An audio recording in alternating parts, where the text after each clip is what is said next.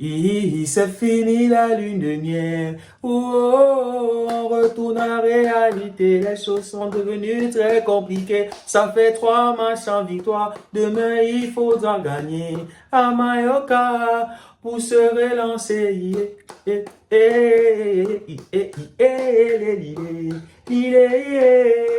Oh.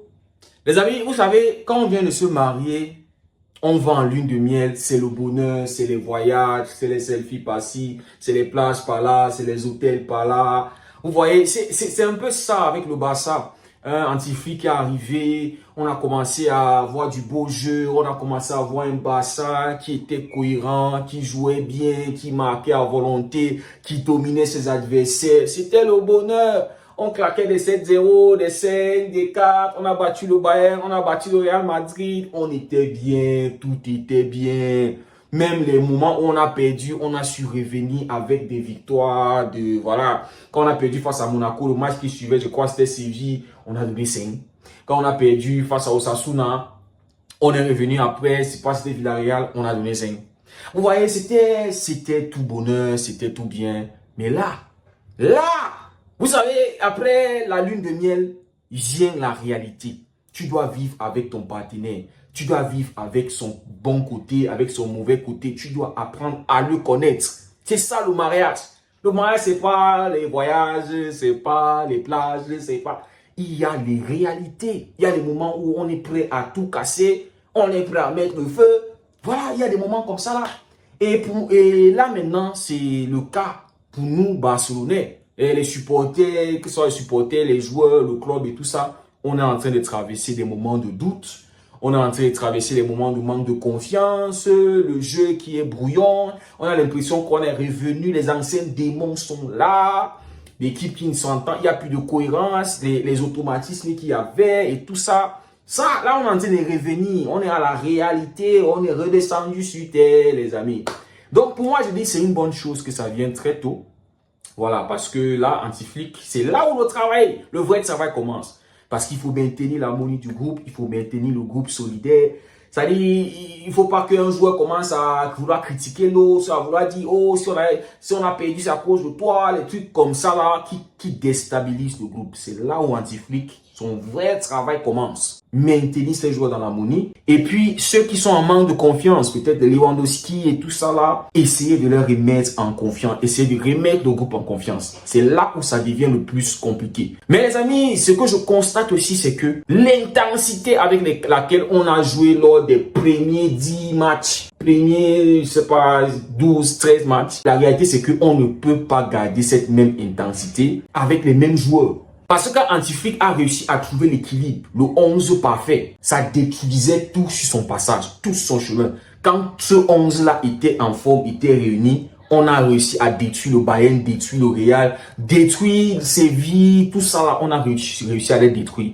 Mais à partir du moment où on a commencé à avoir des petites blessures, des petites rotations, c'est là où on a commencé à avoir des problèmes. La rotation face à Osasuna, on a perdu. Face à Monaco à 10 contre 11, on a perdu. Lamine Yamal, blessé, qui a manqué, je crois, c'est 4 matchs ou c'est combien de matchs. On a vu le résultat. Le Barça qui n'a pas pu gagner. Le Barça qui, sauf face à Brest où on a maîtrisé, on a bien joué. Mais les 3 matchs en Liga ont été compliqués. 2 défaites, 1 match nul. C'est-à-dire en 3 matchs, on a tout détruit, tout ce qu'on a eu à faire. Parce que là, on se demande, ça servait à quoi? Tout ça, tout ce qu'on a fait. Là, on est à un point d'un Real Madrid qui a eu des défaites, qui a eu des matchs nuls, qui a connu des moments très difficiles et qui est à un match de passer devant nous. Donc, on a constaté qu'avec le retour des blessés, Antiflick a du mal à mettre en place un autre 11 qui est capable d'avoir cet équilibre-là, ces automatismes-là. Par exemple, Koundé et Lamine Yamal sur le côté droit, c'est dangereux. Ça nous a donné des buts, ça nous a donné des passes décisives. Pedri, Casado, c'est ça notre milieu de récupération et tout. Au poste de 10, C'est soit tu as Rafinha là-bas, c'est soit tu as Dani Olmo. Avec Pablo Torre et Fermin Lopez, ça ne fonctionne vraiment pas. Notre défense jusqu'ici a parfaitement fonctionné avec Koundé, Baldé, Inigo Martinez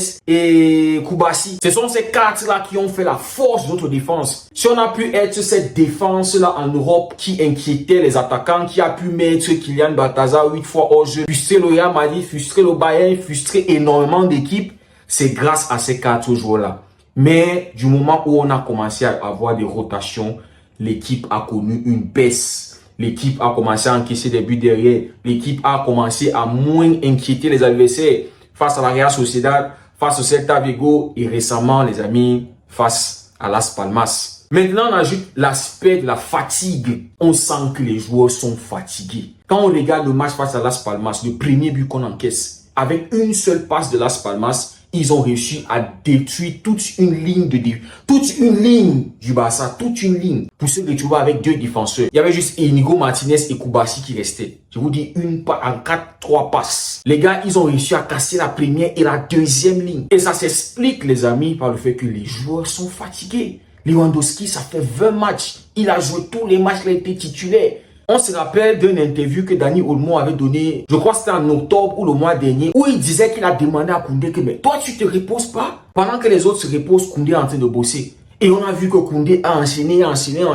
Et à une conférence de presse, on avait posé la question à Hansi Flick que mais Koundé, ça fait énormément de matchs qu'il enchaîne. Tu ne penses pas que Koundé doit se reposer. Il a dit voilà, Koundé lui ne veut pas se reposer. Koundé, lui, se sent bien. Koundé, il est en forme. Koundé, lui, il veut jouer. Et face à Las Palmas. Et depuis, Sociedad, Celta Vigo, il commet l'erreur. Las Palmas, où il a été vraiment à la ramasser. Franchement, il a été juste trop de déchets. On n'avait pas vu un Jules Koundé comme ça. Et voilà, on a eu l'impression que l'ancien Jules Koundé est revenu. Le Koundé qui ne voulait pas jouer comme latéral. Le Koundé, défenseur central. Ça lui n'apportait vraiment rien sur les côtés. Et aussi, on peut comprendre que l'absence de Lamine Yamal a beaucoup affecté Koundé sur les côtés. Parce qu'on sait que ces deux-là, quand ils étaient en forme, les deux, c'était trop le danger qu'ils apportaient. Les deux ont énormément contribué au succès précédent du Barça. Donc là, on voit qu'on a un Jules Koundé qui est fatigué, ça se voit. Et là, les rotations vont enchaîner. C'est là où je dis que Hansi Flick, il doit trouver le plan B et le plan C. Parce que l'intensité qu'il requiert, les joueurs doivent récupérer les ballons très haut. Les joueurs doivent jouer à 100%. Chacun doit donner son 100%, son 200%.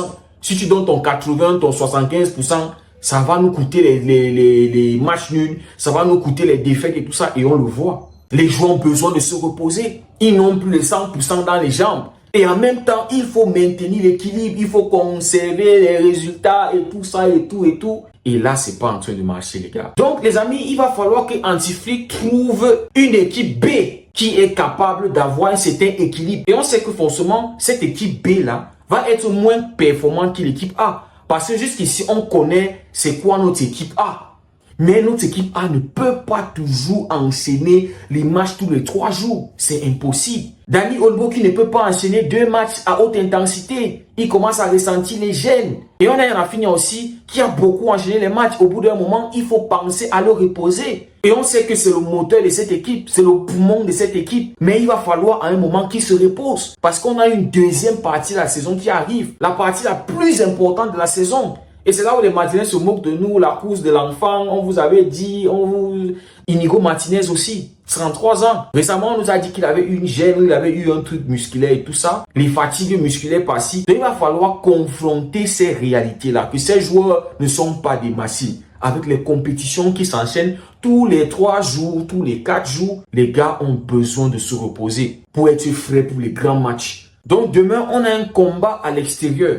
Face à Mallorca qui est 5e de la Liga. Et là, il va falloir les prendre très au sérieux. On a vu que jusqu'ici, le Barça réussit à battre les grands, mais se fait éteindre, se fait malmener par les petits. C'est comme un moustique qui bouffe un éléphant. Le grand Barça qui se fait battre par Las Palmas, qui se fait malmener par Osasuna. C'est-à-dire, ça n'a aucun sens. Les amis, il faut commencer à prendre au sérieux ces petites équipes, ces moyennes équipes. Ces équipes qui n'ont vraiment pas le niveau du Barça. les qualités techniques du Barça, mais qui réussissent à nous poser de la peine. J'étais en train de voir le match Betis-Mallorca. C'est les deux prochains adversaires du Barça. Après Mallorca, on a Betis. Et les amis, ce que je constate, c'est que Mallorca n'a pas un jeu flamboyant. Techniquement, ils ne sont pas du tout au niveau du Barça. Mais quand ils savent qu'ils vont venir jouer face au Barça, ils vont bien manger, ils vont bien dormir, ils vont bien s'entraîner, ils vont tout respecter, ils vont être en règle pour faire face au Barça. Ils vont jouer le match de leur vie. Et là, on va chez eux. Donc, Hansi Flick doit commencer à prendre au sérieux ces petites équipes. Jusqu'ici, on a gâché tout ce qu'on a eu à faire en Liga à cause de ces petites équipes. Parce que Hansi Flick a fait des rotations, des remplacements, des trucs qui n'étaient pas justes. Si on doit gagner la Liga, ça passe par gagner les grands, les gros et gagner les petits. Gagner aussi les moyens. Mais tu ne peux pas gagner face aux grands et détruire tout ce que tu as construit face aux... C'est-à-dire, on voit la difficulté chez les grands. On dit que non, tu vas faire face au Real Madrid, à l'Atlético, à tous ces grands-là. On voit que, oui, le Barça peut peut-être perdre des points là-bas. Mais non, tu réussis à les éteindre.